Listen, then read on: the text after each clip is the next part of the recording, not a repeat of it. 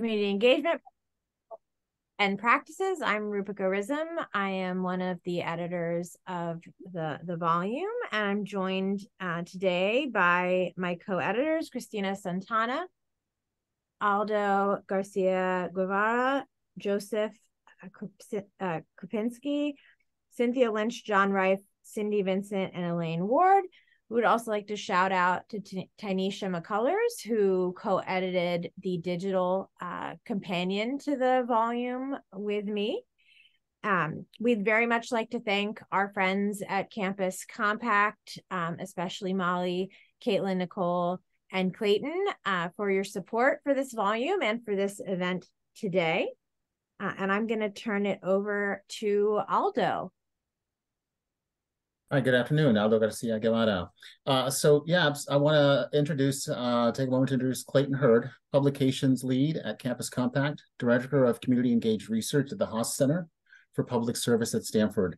And just want to thank him and his team, without whom none of this would have been possible. So thank you, Clayton. Yeah, thank you. Can you hear me okay? Looks like I need to unmute myself. Can y'all hear me? Yes. Okay, good. Thank you very much. Yes, I as a publications lead for Campus Compact, I've had the privilege of working with the editorial team on this book, and particularly the corresponding author, Cristina Santana, to bring this book to press. And I just want to start by expressing just my sheer excitement about this book. It's been highly anticipated, and with good reason. I have a deep appreciation for the co-author team and their creative and inclusive vision to bring this exceptional work to fruition. I mean, 8 editors and over 60 contributors in this volume. It's really a Herculean effort to get this book out. And I just want to, in a couple minutes I have, is just give a quick story of a confluence of factors that brought this publication together.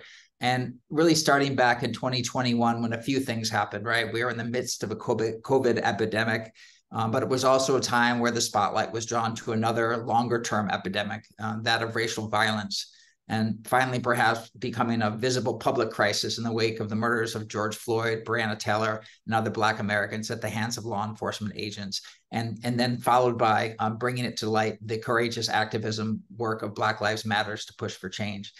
One of the critical conversations provoked within higher education at that time was the role that our educational institutions might be playing to either challenge or perpetuate the forces and processes of racial inequity through their policies, their practices, their structures on our campuses and in the communities in which higher education operates. So this line of questioning led to a lot of self-reflection at Campus Compact about thinking about the need to reflect on our own actions or inactions and our responsibilities or perhaps omissions when it came to addressing critical equity issues. And one of those areas was in our publications. And the Campus Compact has produced a broad corpus of publications with just some great, innovative, amazing contributors, many of them paragons in the field who have really shaped the way we understand and practice higher education community engagement. But at the same time, as wonderful and generative as that corpus has been, it's also been painfully clear that there were voices, lived experiences, and positionalities that were nearly or entirely missing from the collective list of contributors over the years. And the most obviously being the tremendous underrepresentation of perspectives of BIPOC authors and knowledge producers. So one of our commitments was, how do we move our publications forward in a way that acknowledges and remedies this? And we put together an advisory group of folks who could really help us think about this. And through their collective wisdom, we came up with a call for proposals that was about centering and emphasizing equity approaches to community engagement. And so I'm sure you can understand why it could be a great fit with this call, but this book was not a response to that call. Because as the editors acknowledge in the book, BIPOC scholars and practitioners have been thinking about and engaged in this kind of analysis for years. And it's less about, in terms of this our publication call, less about encouraging new scholarship in the field and providing space for and giving visibility to the knowledge and wisdom that's out there for the benefit of the entire field of higher education community engagement. This editorial team was going back to 2021, is already deeply engaged in conversation and research and organizing work around critical equity centered community engagement and anti-racism through their work to create the New England Equity and Engagement Consortium. And a product of the shared work and dialogue from that has been the articulation of these principles of anti-racist community engagement that this book is organized around. So the last thing I just want to say in my comments here is that I just want to say, emphasize the brilliance that really went into producing this book. It is the product of a super intentional, inclusive process of the editorial team reaching out to a wide range of practitioners engaging in anti-racist work, encouraging them to share their stories and through a number of modalities. And the sheer number of submissions, I think there are over 90, is a testament to how they're organizing and relationship building skills in efforts they undertook. And then the time they took to really invest in going back and forth with the authors to create the chapters and the flow of the book in a way that modeled mentorship, support, and encouraged creativity, and tying these stories together to produce what I think is an unbelievably coherent volume at the same time, and I think will be eminently useful. So the last thing I will say is just this, is I think the co-editors will tell you this as well. This project is not just about producing a book, but about providing a model for what needs to be sort of the fundamental base for how we do critical equity-centered community engagement in higher education. And that's about shared work and dialogue with colleagues who are committed to this kind of work, and that this work should be guided by those whose lived experiences offer some of the strongest insights and pathways forward towards institutional transformation. So we offer this launch not just to announce a book, but we hope to initiate a set of continuing opportunities for learning and professional development around the ideas that this book presents to us, so that practitioners in our field can take these ideas, insights, and expertise and integrate them into their own practice. So we're super pleased to be a partner in publishing this book and continuing to work with the co-editors and folks across the field to put what is in this book into the professional practice of folks all around the country. So thank you very much for all the work you've done, co-editors, in bringing this book together. Thank you so much, Clayton, for being such a wonderful partner on this book. And just shout out to all our authors who are in the audience, all our colleagues, and all our students. It's wonderful to see so many of you here. I'd like to turn it over to editors Christina Santana and Cindy Vincent to tell you a little bit more about the book. But I first just want to say that Christina Santana was the driving force behind us, was a true leader, an exceptional colleague who really modeled so many of the practices that Clayton just described that came into our work together. So Christina and Cindy, please take it away.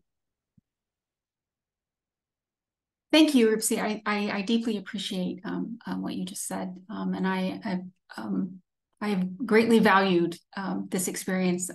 As your lead editor, I could not be more pleased to provide a brief overview of the book before handing it over to my colleague, Cindy Vincent. So I just want to start by saying, for us as co-editors, this book is the culmination of years of work and dialogue with colleagues committed to anti-racist community-engaged actions regionally and across the country.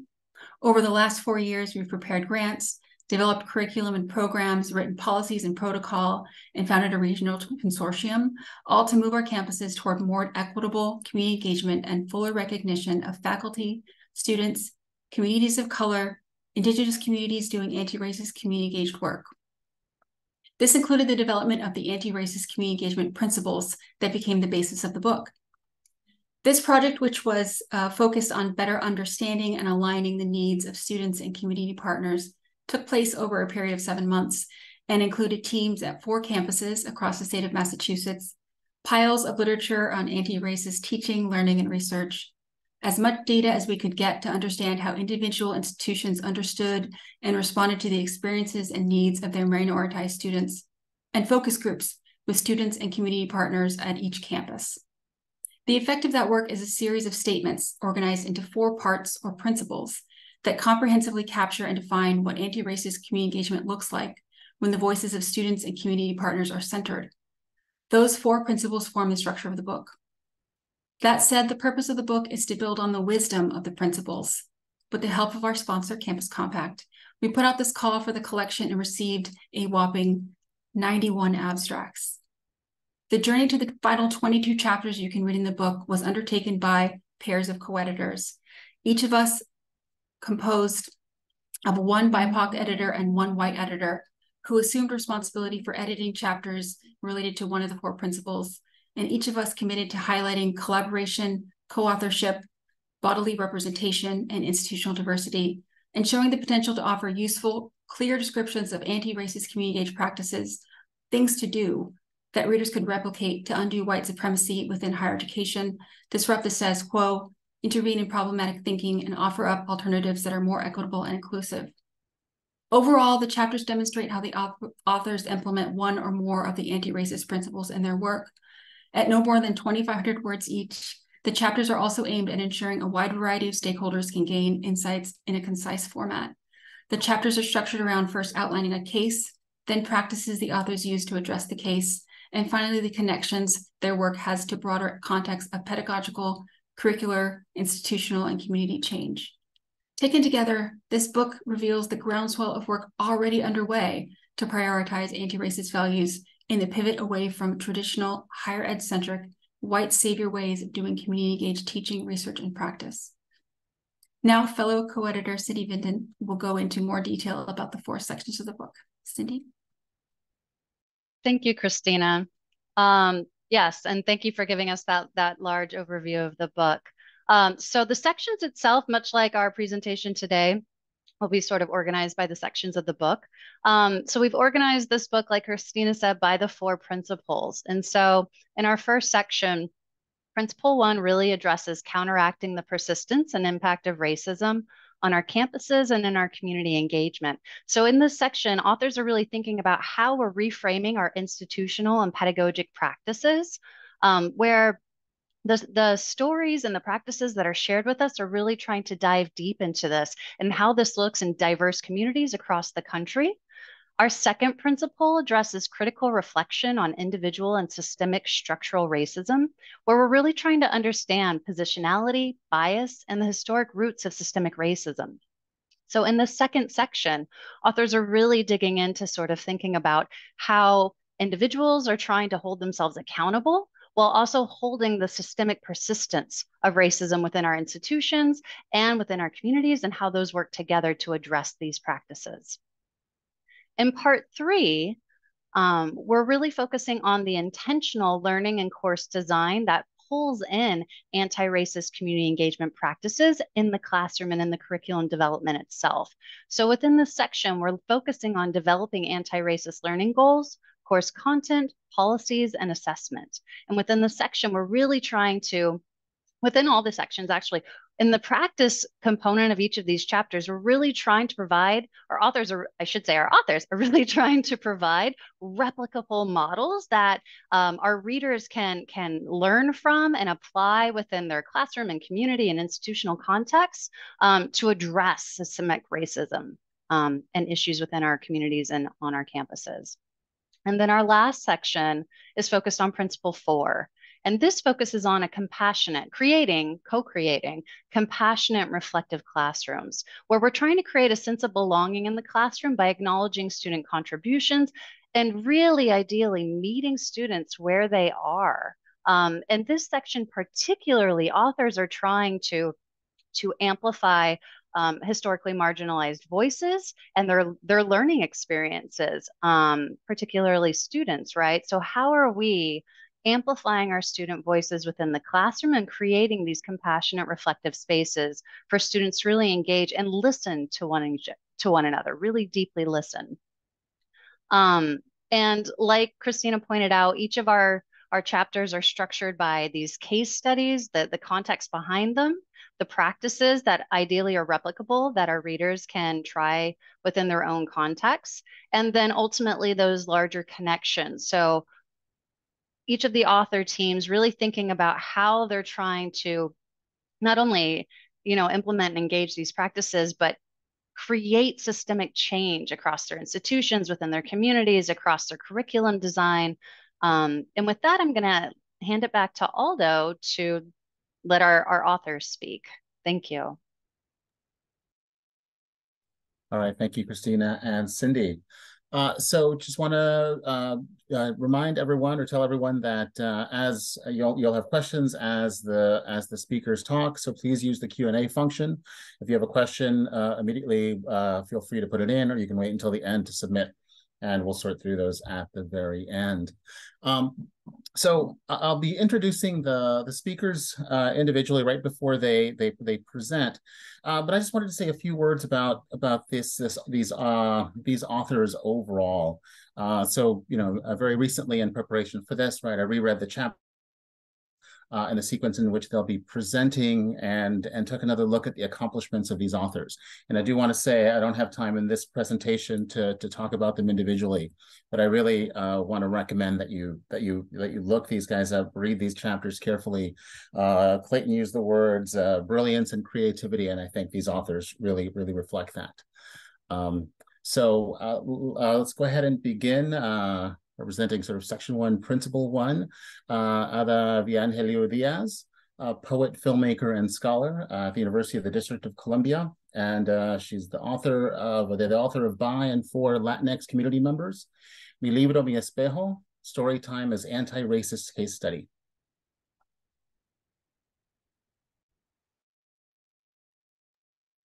Thank you. I'm going to probably sharing the wrong thing. 1 second, because I was getting a message from Zoom. So I just have a PowerPoint because, the story time was kind of visual. So I'm just going to talk about the article that we wrote. My co-authors are Diana Atenco Gonzalez and Claudia Diaz, and they're students at the University of the District of Columbia in Washington, D.C. So we started the project because we wanted to help promote literacy. We wanted to find like a community project for the Latinx Student Association. And at the same time, we're dealing with the pandemic. So we wanted to support the children's learning. We wanted to support the parents, and people were very concerned about where these children learn, and when you look at the data, usually Black children, Latinx children score lower, specifically at the school where my child attends. So we were trying to plan how to address this. So we were looking at the data and noticing that most books by, with Latinx characters, it's just, as you can see from the data, this is from 2018. So 5% of the books feature Latinx stories or Latinx protagonists.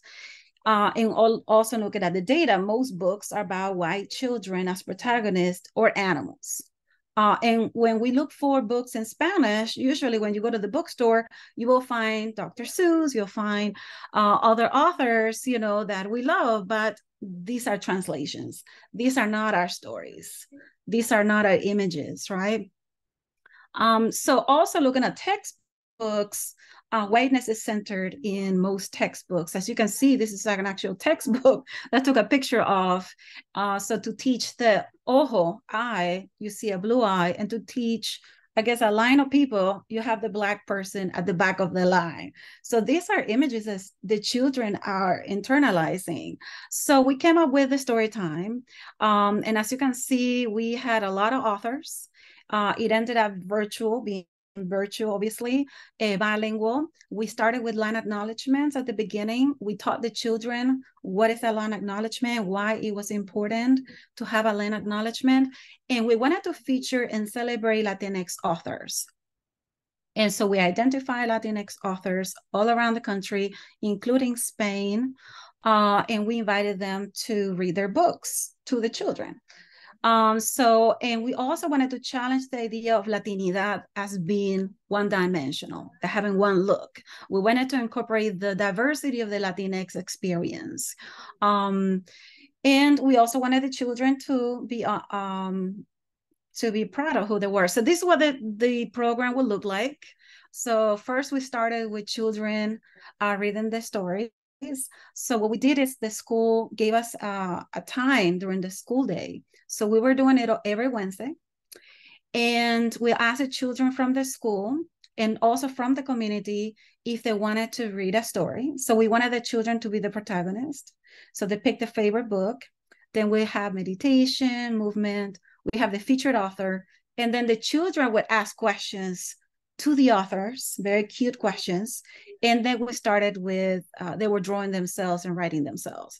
So one of the students that is a co-author, Claudia Diaz, she would design the exercises based on the books that the children were reading.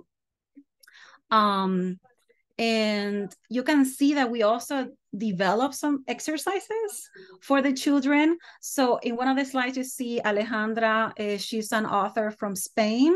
So she joined us, and that's the beauty of virtual events. You know, we have people from Spain join us, and she's doing wonderful work. So we collaborate with her organization, Poto Poto, to feature the work that she was doing. We work with Dominican Writers Association in New York City. They also organized and plan events with us. Even parents from the school. There was a parent at the school who had a book about Black hair. She was part of the planning and celebration of this event. And we wanted the children to, we wanted to kind of provide an alternative to those textbooks that didn't include us. And basically, this is what we wanted. We wanted to create community. We wanted the children to be the protagonists. We wanted the children to connect with the family heritage and support the parents for that connection, and normalize talking about race, talking about hair texture, and celebrate the diversity of the Latina experience, but also provide a space for BIPOC families so that the children could celebrate who they were. So how do I integrate this with my work as a professor? Obviously, my students were able to be leaders to create this. The school was also supporting the project, but then I integrated this into assignments, faculty collaborations, because we had a faculty member lead the meditations. And we ended up having people from the United States and Spain join because they wanted to be part of it. And what we learned is that the children wanted to be the protagonists. They wanted to lead. And we even had a child, a Native American child, lead the art activity, which was beautiful. So that's one of the lessons that we learned, that we have to let children be the leaders, and that's our strategy. Thank you. All right, thank you. Thank you, Ada, very much for your presentation, for this wonderful work. All right, we will follow with Roanne Elliott, who is one of the authors of Washington County Remembrance Memorial Marker, Practicing Anti-Racist Community Engagement. So Roanne, you're up next.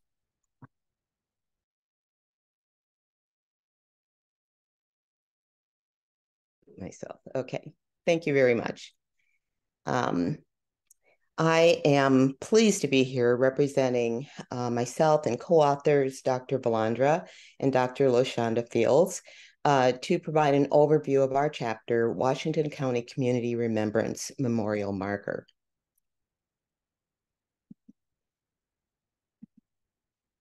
Okay, this is the group of community folks who envisioned and did the work that culminated in the installation of a memorial marker for Aaron, Anthony, and Randall, 3 enslaved victims of lynching in 1856 in our Northwest Arkansas community.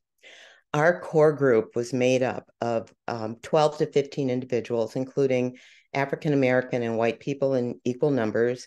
We ranged in age from our 30s to our 80s. A third of the members were university faculty, and 2/3 were women. A difference that proved consequential was the longevity of residents in the community. Some group members were rooted to the area, having been born and raised here, and well-versed in local history. Others, like me, had relocated to Northwest Arkansas from other states and had neither deep ties to the area nor a depth of knowledge about local history. The story of our chapter began when Valandra and I traveled to Montgomery, Alabama to attend the 2018 grand opening of the National Monument by the Equal Justice Initiative to honor the memory of thousands of Black people who were victims of racial terror lynching. That moving experience inspired us to learn more about the lynching history of our own local community here in Washington County, Arkansas, and to do something to recognize that injustice and memorialize the victims. Shortly after that, a friend hosted an informal meeting of the group that you saw in the previous slide that became the core of the Washington County Community Remembrance Project Coalition. The Equal Justice Initiative, as a guiding partner, provided support that was instrumental to the success of the project. We followed their guidelines, which emphasized importance of promoting community opportunities for open dialogue about how historic systems of racial oppression continue to impact our local community. We established connections across multiple community sectors and held several community engagement activities with 3 main goals in mind. First, provide information about the project and invite community members to participate. Second, to open up space for straightforward talk about local, historic, and contemporary issues of race and racism. And third, to assess and practice our own competence to engage in honest and meaningful conversations about racism. We explain in the chapter how we developed the project in accordance with the EJI guidelines of learning collectively, building partnerships, and garnering community support. Despite the fact that members were experienced in diverse group settings and anti-racism work, we had some challenges when it came to conducting ourselves in ways that reflected the EJI values stated on this slide. As we began digging into a local history fraught with racism and terror, it became clear that the ways we managed differences of perspective were leading to counterproductive behavior patterns like silence and parking lot conversations and racial alliances, preaching, and making assumptions, all of which would be detrimental to our work in the community beyond our small group. To engage the broader community in the project, we had to be able to face hard truths and competently engage in conversations about them. So we built in time at our meetings to pause for reflection and self-assessment about how we were enacting the values we espoused. Through dialogue and consensus, we clarified and committed to the values of authenticity, forthrightness, collaboration, listening, and empowered courtesy. Furthermore, the group agreed to openly discuss the discomfort that would arise as our work unearthed and exposed truths that were inconsistent with our predominantly white community's image of itself as a progressive and racially equitable place. The chapter provides the details about our efforts to increase our abilities to do anti-racist community work by engaging in the work as a learning collective. In closing, I'd like to share a key partnership moment and learning experience that I'm very grateful for about the importance of community ties. We needed the support of the community caretaker group of the historic Oak Cemetery, the first planned Black cemetery in Fayetteville, sacred ground that we felt was a particularly fitting site for a permanent memorial to Aaron, Anthony, and Randall. 2 significant factors led to the coalition's eventual success in securing the caretaker's permission to erect the marker on cemetery grounds. First, I was accompanied at my introductory meeting with the cemetery board by a coalition member who was a white native of Fayetteville. He had grown up with members of the all-Black board and had lifelong friendships with some of them. It was his deep rootedness in this community and not my Blackness that helped overcome the fact that I was a newcomer from a northern state, a stranger coming to tell people a painful story about their own community. The second factor was that one of the cemetery board members, who was highly respected and influential, joined the coalition and became a significant voice, an active participant in the successful completion of the project. And so, thanks to our many partners, and particularly the community caretaker group of Oak Cemetery, the memorial marker was installed and dedicated in May of 2021. Thank you. Thank you. Thank you, Ryan, so much for presenting a truly excellent example of the values and principle to really enacting them and in facing the hard truths, right? Both externally and internally. Thank you. We'll turn next to Yarub Al-Obaidi. artist and scholar, and one of the authors of Sticky Family and the Transformative Power of Making Together. Thank you so much for having me here today, and I am so grateful to represent myself and my co-author, Dr. Katie Price. And the story of Sticky Family started at Swarthmore College. That's actually within the project called Friends, Peace, and Sanctuary. That project involved the people who were settled in Philadelphia, Pennsylvania, who are from Iraqi and Syria. And we came with the idea of Sticky Family to involve the concept of stickness in relationship and how we can collectively fighting the stereotypes, fighting the racism.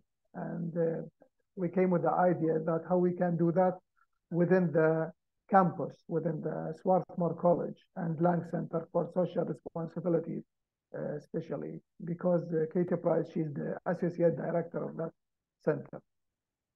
And we came with the idea, we say, let's start with let's meet our audience where they are. And for students, we think, and after a short survey, we found that most of them, they like comic books. So let's start to make a comic, and let's teach them how to make a comic. Give them the skills and the theories of writing the story, the theories of create the comic, how to make comic book by someone who never made comic in his life or in her life. So that's why we designed the comic book workshops. Is a 3 series of workshops. That's actually, we invite students from Swarthmore College. We invite Iraqi and Syrian immigrants who are settled in Philadelphia, and we invited some scholars, some faculty members, some staff from Swarthmore College, and they start a conversation about the characters, how they build the characters, how to, what kind of stories they have to share.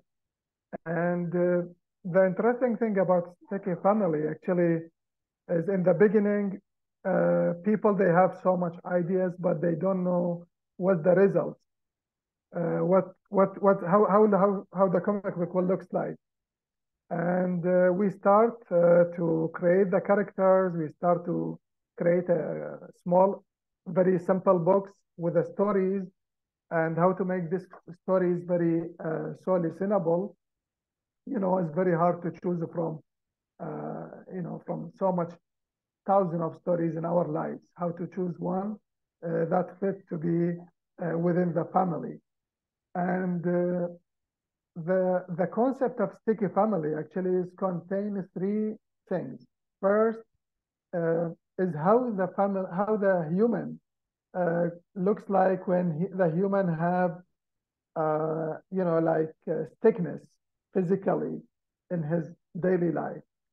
And the other thing, the stickness and the sticky is about how the family could stick to each other as a family, and how these new families could stick to the other families in their new community. So that's the sticky, the meaning of sticky. Many people, they ask why sticky family. So the stickness in relationship without the family, within the family, within the community, and within also we have the stickness with the campus, also with the students as well. So we targeted a new audience, is the students, the university and college students. So when we have the material, everything is so amazing. The characters, the stories. We commissioned one of the illustrators in Philadelphia. He's well known. His name is Eric Battle. After me and my other friend, Josh Grobera, we facilitated the workshops with so much conversation. We share food, we share nice moments. We gave all the material to this professional illustrator to have the result, to have the last, the last project. And luckily we have a few thousand copies of Sticky Family just distributed in 2019, and everyone happy to be represented on that. And finally, I want to end my talk by great news. Sticky Family 2 coming soon, and this will be something So yes, we'll do it again on coming November. Thank you so much. Thank you, Eru, for that wonderfully collaborative and creative project, and I'll be looking out for Sticky Family too. So thank you so much. And then so last but not least in our presentations, representing Principle 4 in Section 4 is Alexandria Onoha, scholar and artist. Lots of wonderful creative people here on this presentation today. And who's one of the is the author of Treading to the Sound of Our Own Beat, Black Girls' Personal Connections to Art as a Mode of Anti-Racist Pedagogy and Learning. Thank you so much, Aldo, for the introduction. I'm super excited to be here. So I'm going to share my screen. I was getting so comfortable listening to all the other wonderful talks. Almost forgot I was up next. So I'm going to share. So before I talk about the chapter, I wanted to really take time to tell everyone what brings me to the work and really thinking about my positionality. So I'm a Black feminist developmental scientist and a community organizer who works with Black girls in and out of school context. And I truly believe that Black girls are producers of knowledge, and their insights can teach educators all there is to know about learning, engagement, community in the face of white supremacist attacks on our anti-racist missions. So the story behind this case study, so when I was an undergraduate, I had gone to Bates College, which is a small liberal arts college in Maine, and I was a dance and psychology double major. And one of the things that I was doing during my time at Bates was facilitating Afro-Caribbean dance workshops. But there was one workshop that really stood out to me.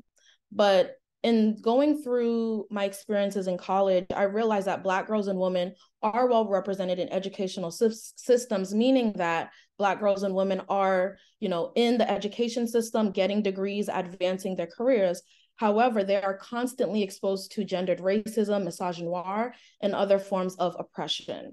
And Black feminist scholars have shifted the conversation around Black girls in education to include more strength-based approaches that disrupt post-positive ways of thinking.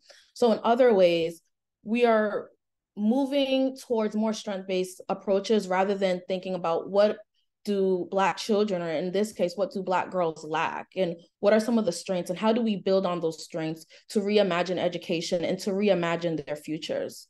And Black girls have always reimagined systems such as education. And the work of this chapter was really to illuminate their insights through the use of arts-based education. So as an Afro-Caribbean woman myself, my mother being Jamaican and my father being Nigerian, dance was definitely a mode of resistance for me. And in thinking about this chapter, I was replaying all of the times in my college experience working with young Black girls and also Black college women in creating art spaces that really were reflective of our experiences. So there was one workshop that really resonated with me, and that was a workshop I facilitated with Black adolescent girls on the connections between art-based expressions and their social justice goals. So I used Afro-Caribbean dance as a method to reflect on ways educators can move beyond traditional pedagogical choices.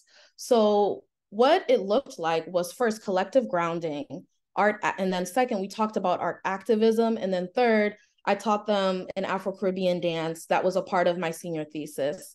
And then we discussed. So the first part, this idea of collective grounding really started with honoring names and knowing that Black girls in many Black communities, our names are so important. And when you ask Black girls, what is the name of what is the story behind their name, you will get so much rich information that allows the community to even start happening, the wheels start turning, the connections start to make sense. So we talked about what are some of the agreements that we want to have in this workshop. What do you want to take from each other? How do you want to feel in the space? And what are the indicators of success?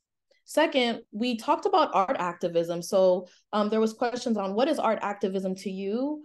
How have you used it? How do you want to use it? So really thinking about the future, like how do they want to use this outside of their educational space. And then next was actually facilitating the Afro-Caribbean workshop. And I'm smiling because I'm like reflecting on a few of the girls that just witnessing them dance, and not always getting the right motions or getting the right movements, but the joy that they had. And it really allowed me to think that when we are thinking about how we create safe classrooms, I also think joy as an indicator of successful learning matters. Whether that student feels that they can contribute to the space, and also, do I feel joyful? Like, what are the emotions that this is bringing up for me? And how do I leave walking out the classroom? And not that I'm striving for perfection, but I'm striving for joy, and joy as an indicator of success. And lastly, we all talked about our experiences. So in terms of the art activism section, I asked them those questions, and I had them create kind of like posters, and they could put pictures on it. Some of them were more personal, which is why I kind of chose not to include it in the chapter, but some of them were talking about folks like Misty Copeland, who have represented what it means to be a first, and what are the limitations around that, and really having those thought-provoking questions. And the discussion was really a chance for them to reflect on how they felt during the Afro-Caribbean dance workshop, and also how do they want to use art activism to enact social change, not just in their educational spaces, but also in their communities, whether that was faith communities or other youth development contexts. So in thinking about this, also fun fact, this picture, that is me right in the front. And this is a picture of Black college women, performing at Bates College. And really, I'm a really visual person. And I think this chapter really demonstrated this idea in terms of Black adolescent girls having the opportunities to create and resist and question everything. And especially with Black children, research has shown that when Black children are authentically themselves, they are ostracized. And what this chapter is really calling is reorienting our minds to thinking about what are the strengths. So a lot of educational material surrounding Black girls, Black children in general, feels very limited in deficit models, rather than what are the strengths do they have, and how do I make sure that my assignments, how do I make sure that the energy in the space that I'm creating feels good, and that joy, again, is an indicator of success. So insights for higher education. So, with this chapter, I really emphasize this idea of being a collective, like that collective grounding. And then also, I wanted to take a moment to also amplify the work of Bettina Love, who is an amazing educator and critical thinker. So being a collective and moving away from spirit murdering.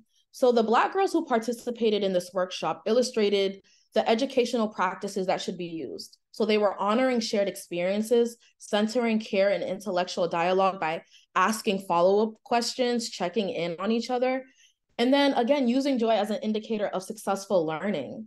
And bringing in Bettina Love. So Bettina Love talks about race-centered violence and how that impacts the development of Black children. And in this case, and in this presentation, I'm talking about Black girls. But spirit murdering in education also happens when Black students are not given a space to integrate their lived experiences in their education.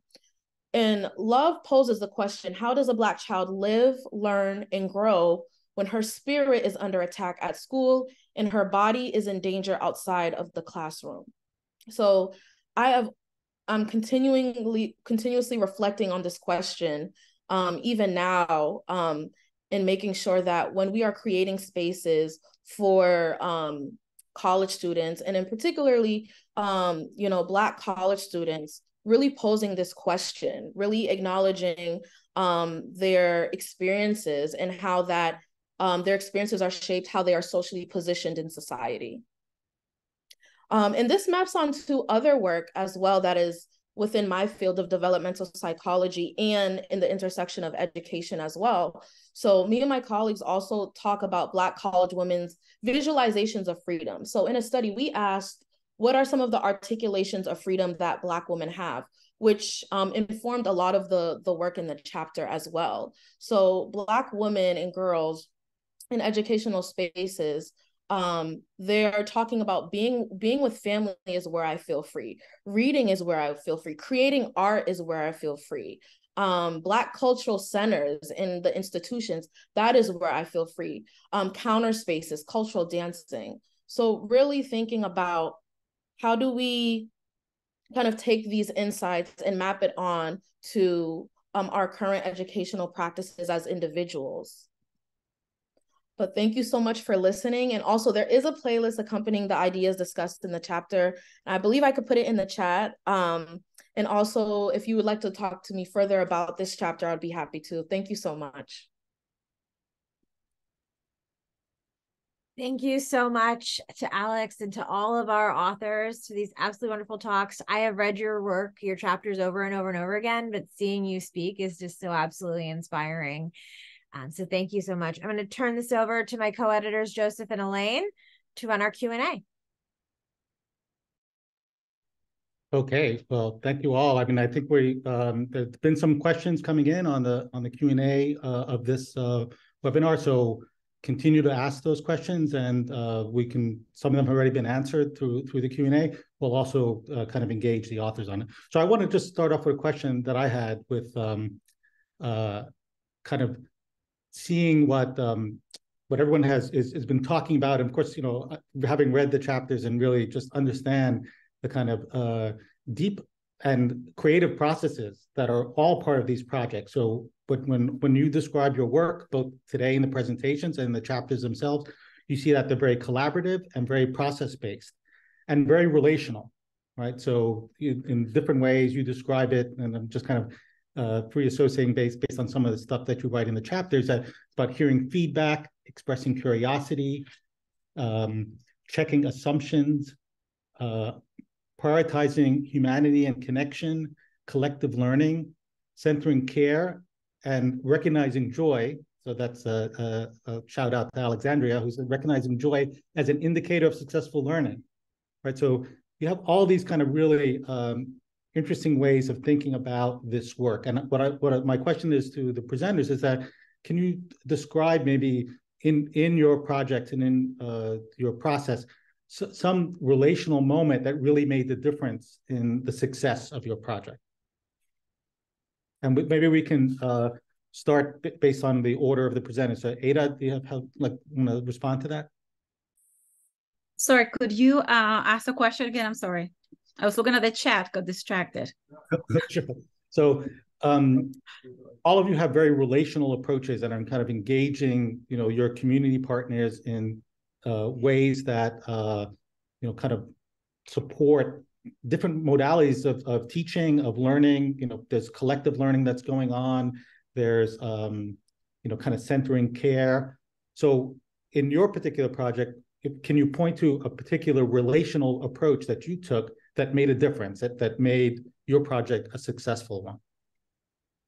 I think that it was personal for us because we really wanted to ensure that the children were growing up in a healthy sense of identity.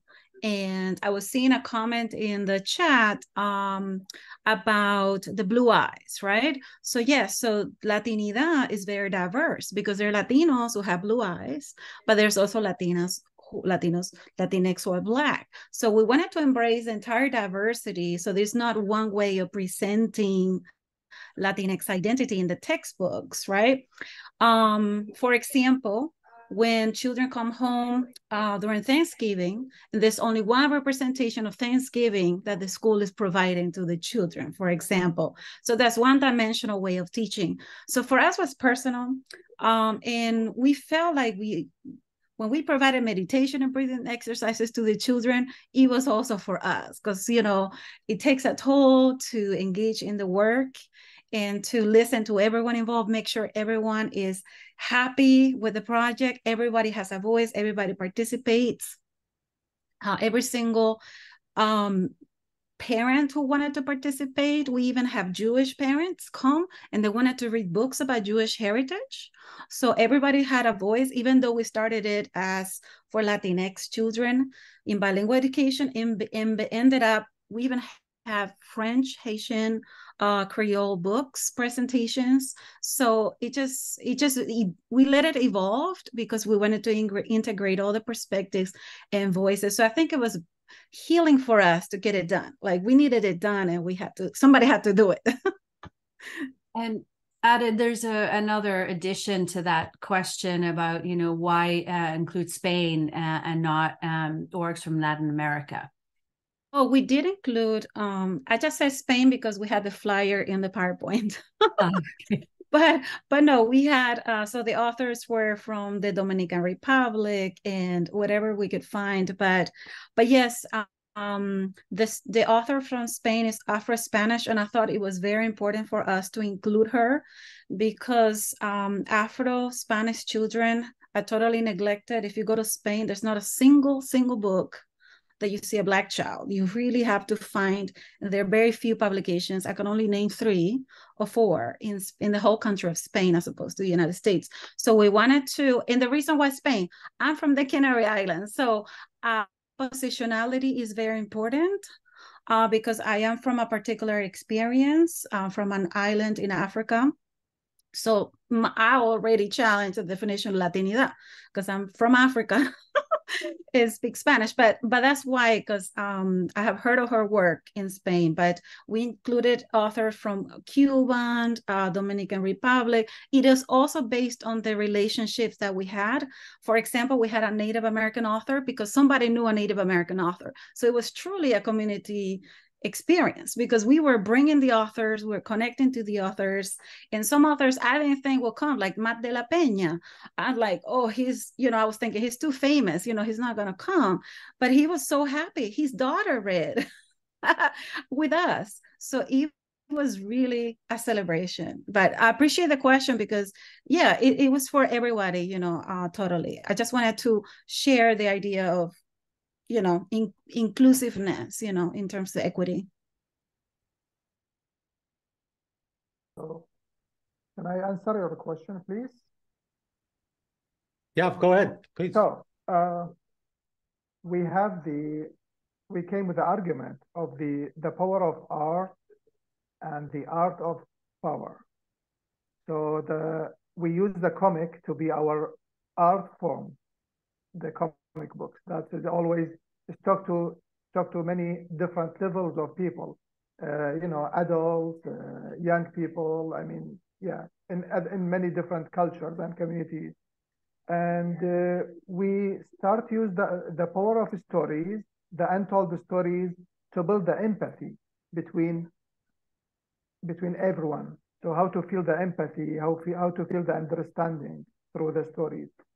And, we found that the Lang Center at Swarthmore College as a safe space for that conversation and that level of understanding about many different issues. Maybe we don't understand very well. We want to hear, we want to listen to each other. Yeah, so that's my response to your question. Yeah. I can also jump in and answer that question as well. For me, it was very personal, and I have to give credit to my undergraduate institution, Bates College, the Howard Center, and really encouraging students to build trust with communities in order to even get those experiences. So I am a Black woman. However, being a college student, there is like a level of privilege, and also recognizing that is really important as well. So they really emphasize us building trust with community organizations, and the Black girls that I were working with were from a nonprofit in the area. So it was conversations. It wasn't just like, I want to do this, but it was like actively, investing in their programming and investing in being with them. And then I think also it's funny, I'm currently working with Black girls right now for my dissertation. So again, this is work that I just love to do. And I think the relationships that I'm building with these girls are powerful. I'm learning so much from them, and they really need to run the United States. They're amazing. Thank you so much, Alexandria. And you have a couple of targeted questions in the Q&A if you want to respond directly in there. Yes. That would be great. I'm going to pull Roanne in now. And Rianne, what struck me about, I'm privileged to see you in person after working with you on your chapter. But when we talk about relationship building across differences, can you share a little bit about what that experience was like for you and what the lessons that we should learn from that? Yeah, that was, as the group facilitator, and, I was people referred to me as the leader of the group, but I didn't want to be leader as in the boss of the group. I wanted to share leadership across the whole group, have people, be able to identify what it is that people do well and are really excited about and why they're in the group, and make sure that they get to contribute on that level.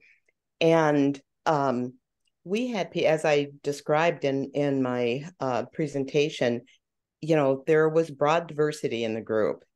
And what I wanted to do, and maybe a little naively, is that I wanted those differences to really be assets in the process. It's so great that we have, people in their 30s that are, getting pregnant and having babies. And then we have people in their 80s that are also in the group. And I think all of those differences we really had to get a handle on how are we going to work together, and without some people feeling like, well, I'm an expert on this, or, I've been here a long time and I know these things, or, all of the assumptions that would be flying around. So for me, it was really doing some individual reflection on my leadership in the group. Like, what is it that I need to provide that allows leadership to emerge from the group and allows us to really look at those sometimes seemingly abstract principles and break them down to really specific behaviors. These are the things that we will do in our group when we feel uncomfortable. We're not going to take it outside and talk to our friend who thinks just like us. We're going to put it on the table in the group. And then we're going to talk about it. And we're going to understand that we're going to be uncomfortable. Mm-hmm. So one of the ideas I wanted to get across is that being uncomfortable is not the same thing as being unsafe. You are safe here, but it might feel, kind of uncomfortable, but that's okay. And so there was this idea of, can we be empathetic with each other as learners? And that's why when I referred to collective learning, I really wanted us to take a learning approach to this rather than kind of a control management approach to the project, because it was such an emotional project for all of us. And we wanted to be able to feel that emotion, but not get stuck. And so I think, to answer your question, it was just kind of facilitating, just being very open, doing my own reflection, providing time for reflection. And many times what that meant is, I know we have a deadline, but we don't care. We're going to not gloss over anything.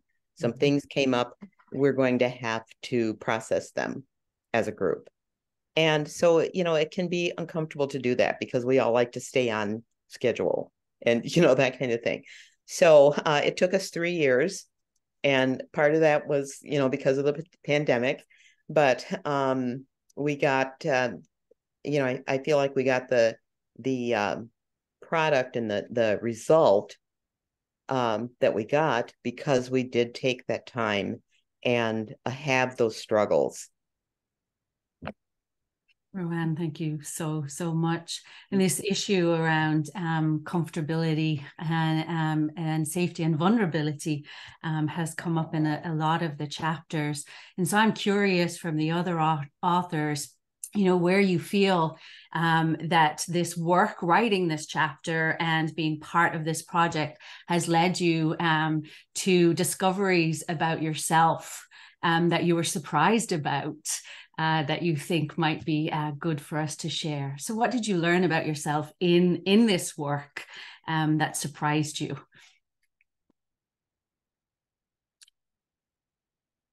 I think for me, I noticed a lot how I focus a lot on I tend to focus a lot about like sometimes the negative of what happens in our society and how that impacts communities of color, and working with Black girls and working through this chapter allowed me to also think about like what it means to like think about the future and collective futures. I think the girls that I was working with, I just feel like that's a different level of thinking that I don't always do. And to have adolescent girls always question about like, this is the society that we want to build. Like, this is what our collective futures look like, because we're so bombarded so bombarded with some of the negative things that are happening, but not really taking space to acknowledge the joy and acknowledge like this is what futuristic thinking is. So I learned a lot about myself in that. I want to do more of that. Thank you so much, Alexandra. Yarub or Ada or Rowan? I could say that I really learned, you know, to do something about it, you know, like instead of writing about it, complaining about it, going on social media and complaining, I learned that I could do something. I learned I could make a difference in, at least if he was in the school. I was really worried about my child learning read. That's how it started. Like, how much I'm going to read and how's it going to be motivated to read if he doesn't see himself in the books, you know, because my child is Afro-Latino. And so I was really worried personally, but I did something about it. That's what I learned. Like, if you ask for help and you find people who are also concerned about the same things, you just do it. Just jump on instead of being scared or concerned. And it's also think about it being in academia. We write, we teach about it, but we don't sometimes take action. So that really was very empowering for me as a mom. Like I could do something to help my child using, you know, my skills that I had as a professor and as an activist and combine them. So that's what I learned. Like I could do something, you know, we can all do it together. That's fantastic. Thanks for so much. Yarub and yes. then Rowan. I learned that, you know, the learning process is so crucial to always to involve with, because it's endless and we can learn from each single thing in our life, you know. And the other thing I also so appreciate that I learn is how to connect people is something so amazing. To connect people, to make people visible, to give them the power in any way we can, give them the power to do something, to represent themselves. I think that's something very important for everyone. And I personally, I appreciate that time. I engage with people, engage with different kind of people there. You know, many students from different countries, people who are resettled in Philadelphia, and also from the, staff and the teachers and lecturers at Swarthmore College. And also I learn from my co-author, from Dr. Katie Price, so many things. She's such an amazing writer, and I really learned from her so many things. And you know how to pay attention to many details. That's what my personally I really learned. Fantastic. Yeah. Thanks, Yarub. Yeah. Rowan? Yeah, I wanted to just go back to something that I had alluded to in the presentation. I think a learning, it was a really important learning experience for me that I think was, I was being maybe a little bit clueless about, or, not taking seriously enough the importance of community ties.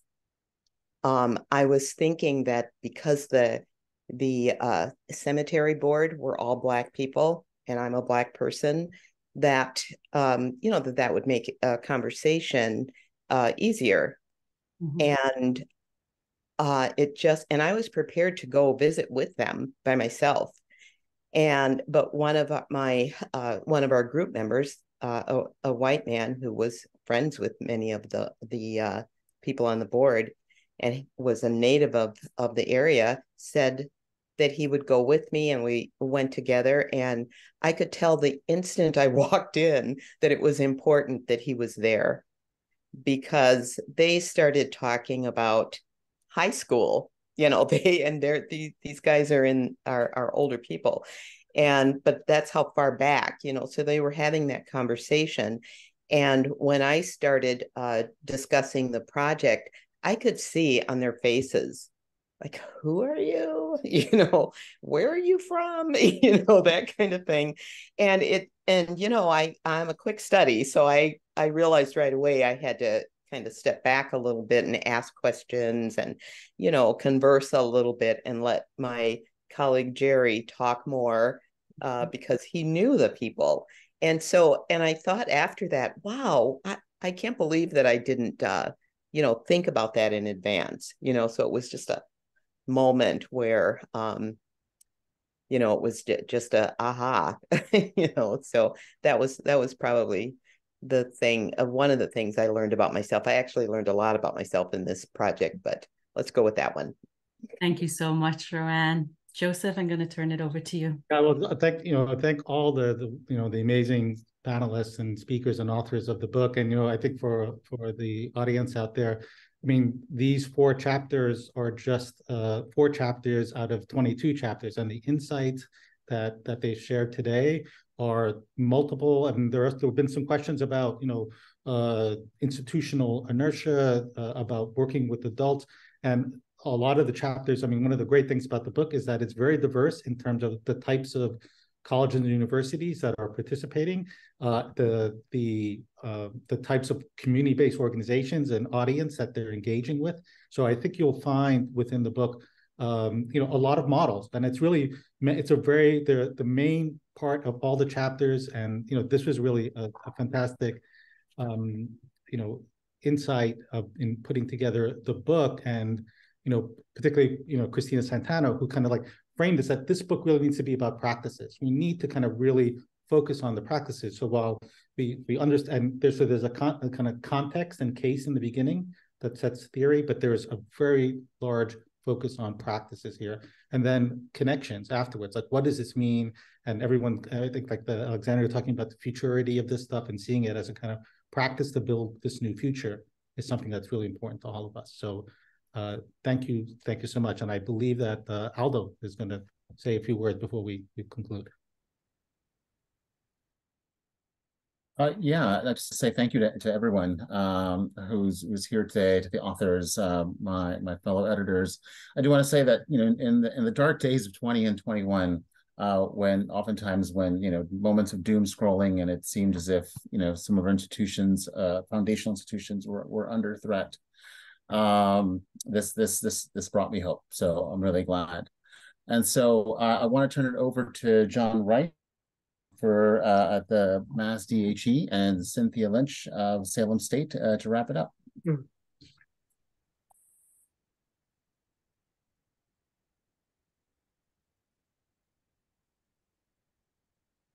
Thanks, Aldo.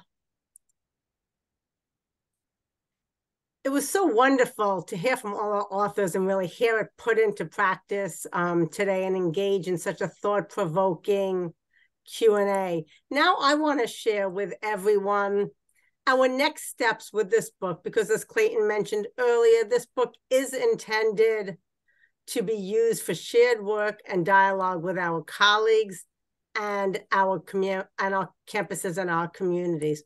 First, The 8 editors have been named as Equity and Engagement Fellows for Campus Compact through this academic year. In this role, we will serve as champions across the country for anti-racist community engagement and lead in collaboration with our authors a variety of professional development talks, workshops, conference presentations, and host regional book launch celebrations. The goal of the fellowship is for us to facilitate a variety of opportunities to engage in different techniques for putting the principles into practice, as Aldo and Joseph just mentioned. As most of our editors are from Massachusetts, and we have developed a regional approach to statewide civic engagement, professional development, we will be hosting a series of regional book launch celebrations in all 5 regions of the Commonwealth. If you are from Massachusetts or are coming to Massachusetts and want to attend, please email me at clynch@salemstate.edu, and I'll find a convenient launch for you to attend. I'll also put this in the chat momentarily. Next, our authors and editors will be collaboratively leading workshops and talks at several national conferences. On Thursday, October 26th, we'll be at IASLICE in New Orleans. On Wednesday, January 17th, we'll be leading a pre-conference workshop at AAC&U's national meeting in Washington, D.C. On Sunday, April 7th, we'll be leading a pre-conference workshop at Campus Compact's national conference in Denver, and we will also be giving a book talk there. Finally, we will be leading, also with our authors, monthly virtual sessions about all 4 principles. The dates and times and all pertinent information will be shared on Campus Compact's newsletter. I look forward to your continued participation in our edited volume and seeing what practices are put to action. Now I would like to turn it over to my colleague, John Reif, to close this out. Thank you, Cynthia. And thank you to all of you who have been speakers in this book launch, who've shared your ideas, your experience, your passion. And I am so grateful to this opportunity to be present with all of you, and with the opportunity through the making of this book to connect in so many different ways. So, as Cynthia pointed out, the editors all started out in Massachusetts. Most of us are still located there. And in Massachusetts, we have the opportunity to talk about racial equity and anti-racist practice pretty explicitly in higher education and in public higher education. And I recognize that some of the folks in this Zoom live in states where that freedom is much more restricted.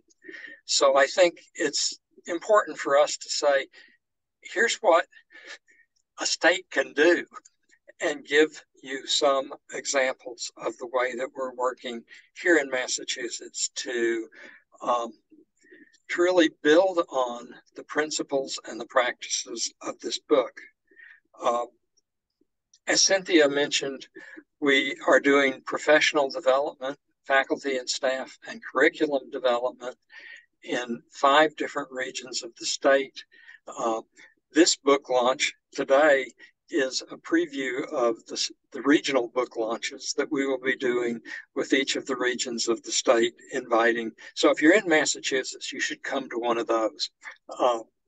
And if you're close by, you could come to one of those also.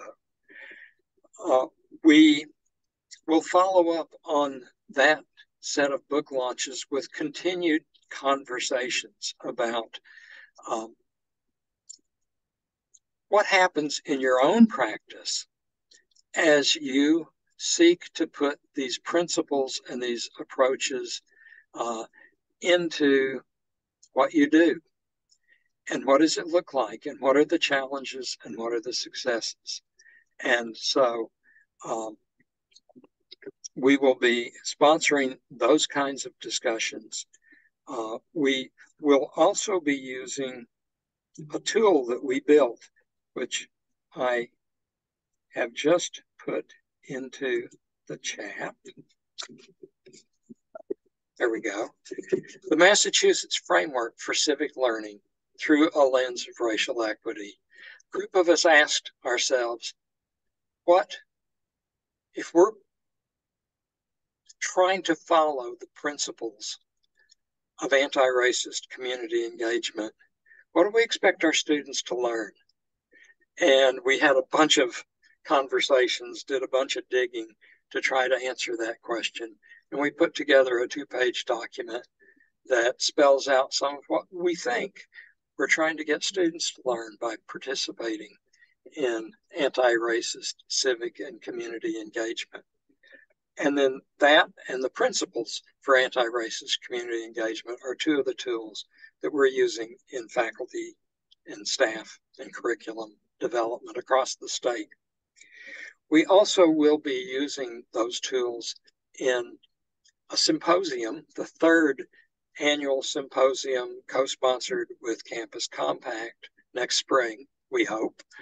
And all of you who registered for this event will be part of the mailing list to be invited to that symposium. I think the last thing I'd like to say is I would love to hear from you. If you actually buy the book, Clayton has put links into the chat about how to get it, get the 20% discount, get free shipping. And if you buy the book and you read it and you have some thoughts about what you've read, I would love to hear what it stirs up for you. So we will look for ways to continue this conversation nationally in the ways that Cynthia has just described and other ways yet to be invented. Thank you so much for coming today. And I think we should close. I just want to say a huge thank you to Christina for stewarding us through this project. Christina, amazing. Thank you to the team. Thank you to all the authors. It's been an incredible project, and I just can't wait for folks to read it and enjoy the important work that we've all been up to, and to join in the effort to improve the experiences of BIPOC students, faculty, administrators, and to do good work. I'm so grateful for all of you for being here. Thank you for everyone who showed up. Thank you for shepherding us through this, Ripsy and Aldo. I wonder if you want to give the last wave. Yeah, just thank you. And we hope you have a great day and enjoy the book. Bye-bye. Thank you.